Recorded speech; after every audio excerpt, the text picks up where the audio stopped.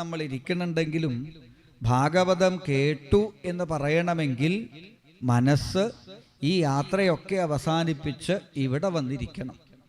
അപ്പം എപ്പോഴാണോ നമ്മുടെ ബുദ്ധി ഈ ഭാഗവതത്തിലേക്ക് ശ്രദ്ധിക്കുന്നത്, അപ്പോഴാണ് നമ്മൾ ഭാഗവതം കേട്ടു എന്ന് അവകാശപ്പെടാൻ സാധിക്കുക. ശരിക്കും ഭാഗവതം എത്ര തവണ കേൾക്കണം? ഈയിടെ ഒരു അമ്മ എന്നെ കണ്ടപ്പോൾ പറഞ്ഞു, ഇനി 2 എണ്ണം കൂടെ കിട്ടിയാൽ മതി. ഞാൻ വിചാരിച്ചു എന്ത് കിട്ടണ കാര്യം, എന്നാൽ 100 എണ്ണം ആവും. എന്ത് ഭാഗവതം 98 നിൽക്കുക, ഇനി 2 എണ്ണം കൂടെ കിട്ടിയാൽ എനിക്ക് 100 സപ്താഹം കേട്ടു. അപ്പോൾ പരീക്ഷിത്ത് എന്ന ഒരു ഭാഗവതം നമുക്ക് കാണിച്ചു തന്നു. ശരിക്കും ഭാഗവതം കേൾക്കുകയാണെങ്കിൽ ഒറ്റത്തവണ ഭാഗവതം കേട്ടാൽ മതി. അപ്പോൾ നമ്മൾ വീണ്ടും വീണ്ടും കേൾക്കണുണ്ടല്ലോ. അപ്പം അതിൻ്റെ അർത്ഥം എന്താ? പരീക്ഷത്തിനെ പോലെ നമ്മൾ കുറച്ചേ കേൾക്കണുള്ളൂ, കേൾക്കുന്നില്ല എന്നല്ല, പക്ഷെ നമ്മുടെ മനസ്സ്, നമ്മുടെ ശ്രദ്ധ പല സ്ഥലത്തേക്ക് പോകും. ഇനിയിപ്പോൾ നേരത്തെ പറഞ്ഞതുപോലെ പ്രാരബ്ധങ്ങളിൽ നിന്നൊക്കെ ഇവിടെ വന്ന് ഭാഗവതം കേൾക്കാനിരുന്നാലും ഇവിടെയും നമ്മുടെ ശ്രദ്ധ പോവാൻ പല സാധനങ്ങളുണ്ട്. കണ്ണ് പല കാര്യങ്ങളിലേക്ക് പോവും, ചെവി പലതിലേക്ക് പോവും, മൂക്കിൽ പല വാസനയും തട്ടും. ഇങ്ങനെ നമ്മുടെ ഈ ശ്രദ്ധയെ കൊണ്ടുപോവാൻ, മാറ്റാൻ പല കാരണങ്ങളും നമ്മുടെ മുമ്പിൽ ധാരാളമായിട്ടുണ്ട്. അപ്പോൾ അതിലേക്കൊന്നും പോകാതെ നമ്മുടെ മനസ്സ് ഈ ഭാഗവതത്തിൽ ചേർന്നിരിക്കുക എന്നുള്ളത് എളുപ്പമുള്ള കാര്യമല്ല. ചുരുക്കി പറഞ്ഞാൽ ഭാഗവതം കേൾക്കൽ അത്ര എളുപ്പമുള്ളൊരു കാര്യമല്ല. നിങ്ങൾ കുറച്ച് കഴിഞ്ഞാൽ കസേര വെക്കണമെന്ന് തോന്നില്ലേ? അതുകൊണ്ട് കുറച്ച് കഴിയേണ്ട, കസേരയിൽ തന്നെ ഇരുന്നോളൂ. ഈ സൈഡിൽ കുറച്ചിരുന്നാൽ മതി, ആ ക്യാമറയുടെ ഒരു ഇത് വിട്ടിട്ട്. സൗകര്യം ശരിക്കും താഴെ ഇരിക്കണത് തന്നെയാണ് പറ്റുന്നവർക്ക്. അപ്പോൾ ഭാഗവതം കേൾക്കൽ എളുപ്പമല്ല. പുറമേ നിന്ന് കാണുന്നവർക്ക് ഇത് ഒരു പണിയില്ലാത്തൊരു ജോലിയാണ് അല്ലേ?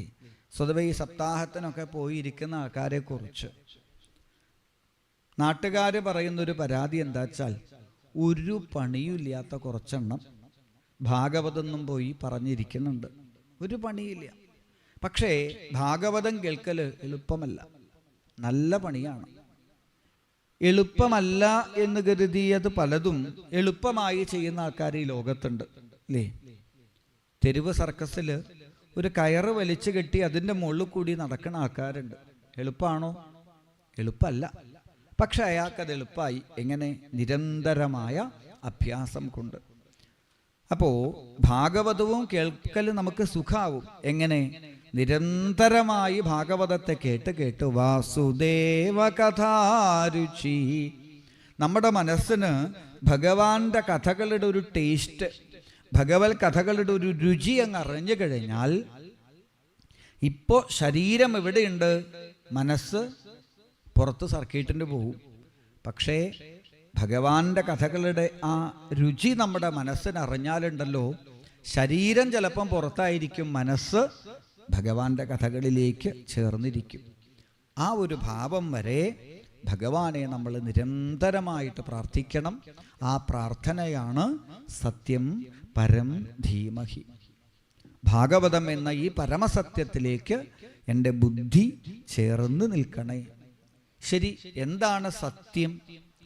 അതിനെ പറഞ്ഞുകൊണ്ടാണ് ഭാഗവതം ആരംഭിക്കുന്നത്. ഭാഗവതത്തിലെ ആദ്യത്തെ ശ്ലോകം തന്നെ പരമസത്യത്തെ പറഞ്ഞുകൊണ്ടാണ്. ജന്മാദ്യസ്യതോന്വയാതി ഇതരതശ്ചാർത്ഥേഷു അഭിജ്ഞസ്വരാട്ട്. സ്വരാട്ടായിട്ട്, സ്വയമേവ പ്രകാശിക്കുന്ന ചൈതന്യമായിട്ട് ശോഭിക്കുന്ന ഒന്ന്. ആ ഒന്ന് എന്താണ്? ജന്മാദ്യസ്യത. വേദവ്യാസ മഹർഷി ബ്രഹ്മസൂത്രം എന്ന് പറഞ്ഞിട്ട് ഒരു ഗ്രന്ഥം രചിച്ചിട്ടുണ്ട്. സൂത്രവാക്യങ്ങളിൽ കൂടിയിട്ട് ബ്രഹ്മത്തെ നമുക്ക് പറഞ്ഞു തരുന്നതാണ് ബ്രഹ്മസൂത്രം. സൂത്രവാക്യം എന്ന് പറഞ്ഞാൽ നമ്മൾ പണ്ട് സ്കൂളിൽ കണക്കിലൊക്കെ പഠിക്കണില്ലേ, A+B എന്നൊക്കെ പറഞ്ഞിട്ട്. എന്തിനാ ഈ A+B എന്ന് വെച്ചാൽ, വലിയ ഗണിതത്തെ നമുക്ക് എളുപ്പത്തിൽ മനസ്സിലാക്കാൻ വേണ്ടിയിട്ട്, കണക്ക് കൂട്ടാൻ വേണ്ടിയിട്ട്. ഇതുപോലെ അനന്തമായിരിക്കുന്നതായ ബ്രഹ്മം എന്ന ചൈതന്യത്തെ നമുക്ക് എളുപ്പത്തിൽ പറഞ്ഞു തരാൻ ചില സൂത്രവാക്യങ്ങൾ. അതാണ് ബ്രഹ്മസൂത്രം. ആ ബ്രഹ്മസൂത്രം എന്ന ഗ്രന്ഥത്തിലെ രണ്ടാമത്തെ വാക്യമാണ് ജന്മാദ്യസ്യ യതഃ. അപ്പൊ ഭാഗവതം ആരംഭിക്കുന്നത് ബ്രഹ്മസൂത്രത്തിലെ ഈ രണ്ടാമത്തെ വാക്യത്തെ പറഞ്ഞുകൊണ്ടാണ്. ജന്മാദ്യസ്യ യതഃ.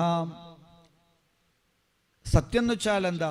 ഈ പ്രപഞ്ചത്തിന്റെ ജന്മാദികൾക്ക് ഹേതുവായിരിക്കുന്നതെന്തോ അതാണ് സത്യം. ജന്മാദികള് എന്ന് പറയുമ്പോൾ അതിൽ 3 കാര്യങ്ങൾ പെടും: ജനിക്കുക, നിലനിൽക്കുക, ലയിക്കുക. ഉൽപ്പത്തി, സ്ഥിതി, ലയങ്ങൾ. അപ്പോഴാണ് ഒരു ചോദ്യം, ഇത് എവിടുന്നാണ് ഉണ്ടായത്? നമുക്കറിയാം, ശൂന്യതയിൽ നിന്ന് യാതൊന്നും നമുക്ക് ഉണ്ടാക്കാൻ പറ്റില്ല, അല്ലേ? ഇന്നലെ സൂചിപ്പിച്ചതുപോലെ ഒരു മാജീഷ്യൻ പലതും നമുക്ക് ശൂന്യതയിൽ നിന്ന് എടുത്തു തരുന്നുണ്ട് എന്ന് നമ്മളെ തോന്നിപ്പിക്കുകയാണ്. യഥാർത്ഥത്തിൽ അയാൾക്ക് അങ്ങനെയൊന്നും എടുക്കാനുള്ള കഴിവൊന്നുമില്ല. ശൂന്യതയിൽ നിന്നൊന്നും സൃഷ്ടിക്കാൻ നമുക്ക് സാധിക്കില്ല, അല്ലേ? ഞാൻ നിങ്ങളോട് ചോദിക്കട്ടെ, നിങ്ങൾക്ക് സാമ്പാർ വയ്ക്കാനറിയോ? സാമ്പാർ വയ്ക്കാനറിയോ? പിന്നെ അസലായിട്ട് വയ്ക്കും. ശരി, ഞാനൊരു പാത്രം തന്നിട്ട് നിങ്ങളോട് പറയാണ് സാമ്പാർ ഉണ്ടാക്കൂ എന്ന് പറഞ്ഞാൽ പറ്റുമോ? അത് പറ്റില്ല. അപ്പം നമ്മൾ പറയും പച്ചക്കറി വേണം, പരിപ്പ് വേണം, അല്ലേ? അത് വേണം, ഇത് വേണം. ചുരുക്കി പറഞ്ഞാൽ സാമ്പാർ എന്ന് പറഞ്ഞിട്ടൊരു സാധനം ഉണ്ടോ? ഒരു പാത്രത്തിൽ പരിപ്പ് വേവിച്ചു, വേറൊരു പാത്രത്തിൽ പച്ചക്കറി വേവിച്ചു, വേറൊരു പാത്രത്തിൽ വറുത്തരച്ചു. ഇതെല്ലാം കൂടി ഒരു പാത്രത്തിലിട്ട് കലക്കിയപ്പോൾ ഒരു പേരിട്ടു. എന്ത്? സാമ്പാർ. അല്ലാണ്ട് സാമ്പാർ എന്ന് മാത്രം പറഞ്ഞിട്ടൊരു സാധനം ഉണ്ടോ എന്ന് ചോദിച്ചാൽ ഇല്ല. ഇതെന്താ സാധനം എന്ന് ചോദിച്ചാൽ നമ്മൾ ആദ്യം പറയും ഇത് മൈക്ക് സ്റ്റാൻഡാണ്.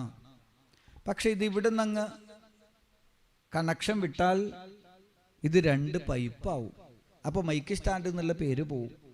ഒന്നുകൂടി സൂക്ഷിച്ചു നോക്കുമ്പോൾ ഇത് പൈപ്പുമല്ല, ഇത് ഇരുമ്പാണ്. ഒന്നുകൂടി സൂക്ഷിച്ചു നോക്കുമ്പോൾ അത് ഇരുമ്പിൻ്റെയും ഘടകങ്ങളിലേക്ക് പോവും. ഇങ്ങനെ നോക്കുമ്പോൾ ഈ പ്രപഞ്ചം ഉണ്ടായതിന് മുഴുവൻ പിന്നിൽ ഏതൊക്കെയോ ഘടകങ്ങളുണ്ട്. ഒന്നിനെയും നമ്മൾ പുതിയതായി ഉണ്ടാക്കുന്നില്ല, ഒന്നിനെയും നമ്മൾ ഇല്ലാണ്ടാക്കണമില്ല. ഉണ്ടാക്കുന്നു എന്ന് പറയുന്നത് ചില ഘടകങ്ങളെ കൂട്ടിയും കുറച്ചും മാറ്റിയും മറിച്ചും ചേർത്തും വിഘടിപ്പിച്ചുമാണ്. എന്നിരിക്കെ ഈ പറയുന്ന ഘടകങ്ങളായിരിക്കുന്ന പഞ്ചഭൂതങ്ങള്, ഈ പഞ്ചഭൂതങ്ങളും ഉണ്ടായത് എവിടുന്നാണ്? എവിടുന്നാണ് ഇതെല്ലാം ഉണ്ടായത്? ഏതിലാണ് ഇതെല്ലാം നിലനിൽക്കുന്നത്? ഇത്രയും ട്രാഫിക് നിയമങ്ങൾ ഉണ്ടായിട്ടും നിയന്ത്രിക്കാൻ പോലീസുകാരും ക്യാമറയും ഒക്കെ വച്ചിട്ടും 4 വാഹനങ്ങൾ ഇറങ്ങുമ്പോഴേക്കും നമ്മുടെ റോഡിൽ ആക്സിഡൻറ്റും ബ്ലോക്കും നടക്കുന്നു. എങ്കിൽ ഇത്രയും നടുവിലായിട്ടൊരു സൂര്യൻ, ചുറ്റുമായി ഭൂമി തുടങ്ങിയ ഗ്രഹങ്ങൾ, ഉപഗ്രഹങ്ങൾ, ഇതൊക്കെ ചുറ്റിത്തിരിയുന്നതായ നമ്മുടെ ഈ പ്രപഞ്ചത്തിൽ ഇന്നേ വരെ ഒരു ട്രാക്ക് മാറിയിട്ടുള്ള ഓട്ടം ഉണ്ടായിട്ടില്ലേ? അല്ലേ? രാവിലെ ഒരു ദിവസം സൂര്യൻ ഉദിക്കാൻ 7 മണി. എന്തേ? അയ്യോ ബ്ലോക്ക് അപ്പുറത്ത്. അങ്ങനെ ഉണ്ടായിട്ടുണ്ടോ? ഇല്ല. വളരെ കൃത്യമായിട്ട് ഈ പ്രപഞ്ചം ഏതോ ഒരു നിയമം കൊണ്ട് ഭംഗിയായി നീങ്ങുന്നുണ്ടെങ്കിൽ ആരാണ് ഈ പ്രപഞ്ചത്തെ ഇങ്ങനെ നിയന്ത്രിക്കുന്നത്? നാളെ ഇത് ഏതിലേക്കാണ് ലയിക്കുന്നത്? അപ്പം ഏതിൽ നിന്നുണ്ടായി, ഏതിനാൽ നിലനിൽക്കുന്നു, ഏതിലേക്ക് ലയിക്കുന്നു? ആ പരമചൈതന്യത്തെ കുറിച്ചിട്ടുള്ള അറിവ് അതാദ്യം പ്രകാശിച്ചത് ബ്രഹ്മാവിൻ്റെ ഹൃദയത്തിലാണ്. ചതുശ്ലോകി ഭാഗവതം എന്ന പേരിൽ സൃഷ്ടിക്ക് മുൻപായി ബ്രഹ്മദേവന് ഭഗവാൻ ഉപദേശിച്ചു കൊടുത്ത പരമസത്യം, പരമജ്ഞാനം, അതാണ് വേദവ്യാസ മഹർഷി പിന്നീട് ഭാഗവതമാക്കി 12 സ്കന്ധങ്ങളിൽ നമുക്ക് പറഞ്ഞു തരുന്നത്. അപ്പോൾ ആ ഭാഗവതം എന്ന പരമസത്യത്തിലേക്ക് എൻ്റെ ബുദ്ധി ചേർന്ന് നിൽക്കണേ എന്ന് പ്രാർത്ഥിച്ചുകൊണ്ട്, ഭാഗവതം എന്ന ഈ ഗ്രന്ഥത്തിൽ പ്രതിപാദിക്കുന്ന വിഷയം ധർമ്മമാണ്. നമ്മൾ ഓരോരുത്തരും ചെയ്യേണ്ട ധർമ്മം എന്താണ് എന്നാണ് ഈ ഗ്രന്ഥത്തിൽ പ്രതിപാദിക്കുന്നത്. ശരി, മനുഷ്യന്റെ ധർമ്മം എന്ത് എന്നാണ് ഭാഗവതത്തിൽ പ്രതിപാദിക്കുന്നത് എന്നുണ്ടെങ്കിൽ ഭാഗവത് ആര് കേൾക്കണം? മനുഷ്യന്റെ ധർമ്മം എന്ത് എന്ന് പ്രതിപാദിക്കുന്ന ഗ്രന്ഥമാണ് ഭാഗവതം എന്നുണ്ടെങ്കിൽ ഭാഗവത് ആര് കേൾക്കണം? മനുഷ്യന്മാര് കേൾക്കണം. അങ്ങനെയാണെങ്കിൽ ഇപ്പോൾ നല്ലത് ബസ് സ്റ്റാൻഡിൽ പോയി പറയണതാ. എന്തേ, ഇവിടെ ഉള്ളതിനേക്കാൾ ആൾക്കാർ അവിടെ ഉണ്ടാവും. റെയിൽവേ സ്റ്റേഷനിൽ ഇവിടെ ഉള്ളതിനേക്കാൾ ആൾക്കാരുണ്ടാവും. അപ്പോഴാണ് വ്യാസൻ പറയുന്നത്, ഭാഗവതം മനുഷ്യന്മാരാണ് കേൾക്കേണ്ടത് എന്ന് വിചാരിച്ച് അങ്ങോട്ട് ചെന്ന് കേൾപ്പിക്കേണ്ട ഒന്നല്ല ഭാഗവതം. പിന്നെയോ അത് കേൾക്കണം എന്ന് ആഗ്രഹമുള്ളവരുടെ, ശ്രദ്ധയുള്ളവരുടെ മുൻപിൽ മാത്രമേ ഭഗവാന്റെ കഥ പാടാൻ പാടുള്ളൂ. ശ്രദ്ധയില്ലാത്തവരുടെ മുൻപിൽ ഭഗവത് കഥകളെ പറയുക എന്നാൽ ഭഗവാനെ നിന്ദിക്കുന്ന പാപമാണ് എന്ന് വ്യാസൻ ഓർമ്മിപ്പിച്ചു. അപ്പോൾ ശ്രദ്ധിച്ച് കേൾക്കുന്ന രണ്ടാൾക്കാരുണ്ടെങ്കിൽ വേണ്ട, ഒരാളുണ്ടെങ്കിൽ ഭാഗവതം പറയാം. ശ്രദ്ധയില്ലാത്ത 1000 ആൾക്കാരുണ്ടെങ്കിലും ഭാഗവതം പറയരുത്, പറയാൻ സാധിക്കില്ല. അതുകൊണ്ടാണ് നിങ്ങളോടൊക്കെ കുറച്ച് മുമ്പോട്ടിരിക്കാൻ പറഞ്ഞത്. കാരണം മറ്റൊരു പ്രസംഗം പോലെ ചെയ്യാൻ പറ്റുന്ന ഒന്നല്ല അല്ലേ. മറ്റു പ്രസംഗമൊക്കെ നമ്മൾ കാണാറില്ലേ, ബസ് സ്റ്റോപ്പിലും ബസ് സ്റ്റാൻഡിലൊക്കെ നിന്നിട്ട് ഘോരഘോരമായി പ്രസംഗിക്കും. ആരും ശ്രദ്ധിക്കണമുണ്ടാവില്ല, ആരും കേൾക്കണമുണ്ടാവില്ല. എന്നാലും അവരിങ്ങനെ 81 ഇവിടെ എന്ത് സംഭവിച്ചു എന്നൊക്കെ ചോദിക്കും. പക്ഷെ അതുപോലെ ഒരു തെരുവ് പ്രസംഗം പോലെ ചെയ്യാൻ പറ്റുന്ന ഒന്നല്ല ഈശ്വര കഥകൾ. അത് കേൾക്കാൻ ആഗ്രഹത്തോടെ ഇരിക്കുന്ന, ശ്രദ്ധയോടെ ഇരിക്കുന്നവർക്ക് മുൻപിൽ മാത്രമേ പറയാൻ പാടാൻ പാടുള്ളൂ എന്ന് വ്യാസമഹർഷി ഓർമ്മിപ്പിച്ച്, വേദമാകുന്ന കൽപ്പവൃക്ഷത്തിൻ്റെ മൂത്തു പഴുത്തു പാകമായ ഒരു പഴമാണ് ഭാഗവതം. ആ ഭാഗവത പഴത്തെ നിങ്ങൾ വേണ്ടതുപോലെ ആസ്വദിച്ചോളൂ എന്ന് നമ്മളെ ഓർമ്മിപ്പിച്ച് നൈമിഷാരണ്യം എന്ന പുണ്യഭൂമിയിലേക്ക് നമ്മുടെ ശ്രദ്ധ കൊണ്ടുപോവുകയാണ് വ്യാസമഹർഷി. കലിയുഗം ആരംഭിച്ചപ്പോൾ ഭഗവാനെ സേവിക്കാൻ പറ്റിയ ഒരു സ്ഥലം അന്വേഷിച്ചു നടന്നു ശൗനകൻ തുടങ്ങിയ യോഗീശ്വരന്മാർ. ശൗനകാദികൾ എന്ന് ഭാഗവതത്തിൽ കാണാം. ശൗനകാദി ഋഷീശ്വരന്മാര് ഭഗവാനെ സേവിക്കാൻ പറ്റിയ ഒരു സ്ഥലം അന്വേഷിച്ച് ബ്രഹ്മാവിനെ ചെന്ന് കണ്ടു. ബ്രഹ്മാവ് പറഞ്ഞു, ഒരു ചക്രം ഞാൻ തരാം, ഈ ചക്രം ഉരുട്ടി നടക്കുക. എവിടെ എത്തുമ്പോഴാണോ ചക്രം പൊടിയുന്നത് അവിടെ വച്ച് നിങ്ങൾക്ക് ഭഗവാനെ സേവിക്കാം. അങ്ങനെ ബ്രഹ്മാവ് നൽകിയതായ ആ ചക്രവും ഉരുട്ടി ശൗനകാദി യോഗീശ്വരന്മാരെ നടന്നു എന്നും ചക്രം ഒരു വനപ്രദേശത്തിലേക്ക് എത്തിയപ്പോൾ പൊടിഞ്ഞു എന്നുമാണ് കഥ. ചക്രം പൊടിഞ്ഞ കാടാണ്, നൈമിശീർണമായ അരണ്യമാണ് പിന്നീട് നൈമിഷാരണ്യം എന്ന പുണ്യഭൂമിയായിട്ട് മാറുന്നത്. ഈ നൈമിഷാരണ്യത്തിൽ വെച്ച് ലോക നന്മയ്ക്ക് വേണ്ടി ശൗനകാദി യോഗീശ്വരന്മാര് വലിയ ഒരു യാഗം നടത്തി. യാഗത്തിൻ്റെ ഇടവേളകളിൽ അവർ ഭഗവാന്റെ കഥകളെ കേൾക്കണം എന്ന് മോഹിച്ചു. ആ ഭഗവത് കഥകളെ പാടിക്കൊടുക്കാൻ അവരുടെ മുൻപിലേക്ക് ഉഗ്രശ്രവസ് എന്നു പേരുള്ള ഒരു ആചാര്യൻ എത്തിച്ചേരുന്നു. ആ ആചാര്യനെ വേണ്ടതുപോലെ പീഠത്തിലേക്ക് സ്വീകരിച്ചിരുത്തി ശൗനകാദികൾ ചോദിച്ച ഒരു ചോദ്യത്തിൽ നിന്നാണ് നമ്മളിപ്പോൾ ഭാഗവതത്തിലേക്ക് പ്രവേശിക്കുന്നത്. 6 ചോദ്യങ്ങളാണ് ശൗനകാദികൾ ഈ ഉഗ്രശ്രവസിനോട് ചോദിക്കുന്നത്. അതിലേറ്റവും പ്രധാനം പുംസാം ഏകാന്തതശ്രേയ തന്ന സംസിതുമർഹസി. ഈ ഒരു ചോദ്യമാണ് ഭാഗവതത്തെ കാലാതിവർത്തിയായിട്ട് ഇന്നും നിലനിർത്തുന്നത് അല്ലേ. ഇന്നും 5000 വർഷം മുമ്പുള്ള ഒരു ഗ്രന്ഥം ഈ ലോകം കേൾക്കുന്നുണ്ടെങ്കിൽ, പാടുന്നുണ്ടെങ്കിൽ, ഇന്നും ഭാഗവതത്തിന് ഇത്ര പ്രാധാന്യം ഈ ലോകത്തിൽ കിട്ടുന്നുണ്ടെങ്കിൽ അതിന് കാരണം എന്താ വെച്ചാൽ ഈ ചോദ്യമാണ്. കാരണം ഇന്നും ഈ ലോകം ചോദിച്ചുകൊണ്ടേയിരിക്കുന്ന ചോദ്യമാണ് ശൗനകാദികൾ ചോദിച്ചത്. ചോദ്യം ഇതാണ്, പുംസാം ഏകാന്തതശ്രേയ തന്ന സംസിതുമർഹസി. ഈ മനുഷ്യജന്മത്തില് നിത്യമായ സുഖം ഏതിൽ നിന്നാണ് ലഭിക്കുക? മനുഷ്യജന്മത്തില് എത്ര അനുഭവിച്ചാലും മടുക്കാത്ത സുഖം ഏതിൽ നിന്നാണ് ലഭിക്കുക? ഇതാണ് ചോദ്യം. അപ്പോൾ ശൗനകാദി യോഗീശ്വരന്മാര് ഇങ്ങനെ ഒരു ചോദ്യം ചോദിച്ചു എന്നുണ്ടെങ്കിൽ നമുക്കൊരു കാര്യം ഉറപ്പിക്കാം, ലൗകികമായ സുഖങ്ങളൊന്നും നിത്യമല്ല എന്നുറപ്പിക്കാം. ലൗകിക സുഖം മോശമെന്നോ ലൗകിക സുഖം എന്നുള്ളതില്ലാന്നോ അല്ല.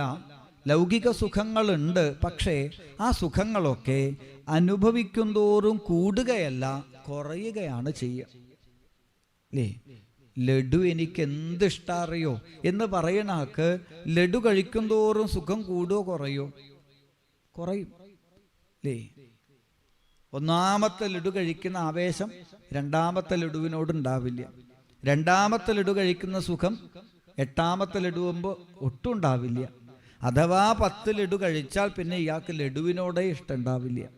അപ്പോൾ ഏതൊരു സുഖവും ലൗകിക സുഖവും അനുഭവിക്കും തോറും കുറഞ്ഞു കുറഞ്ഞു വരുമ്പോൾ നിത്യമായ സുഖം എത്ര കണ്ടാലും എത്ര പാടിയാലും എത്ര കേട്ടാലും എത്ര അനുഭവിച്ചാലും മതിവരാത്ത നിത്യമായ സുഖം എവിടെയാണുള്ളത്?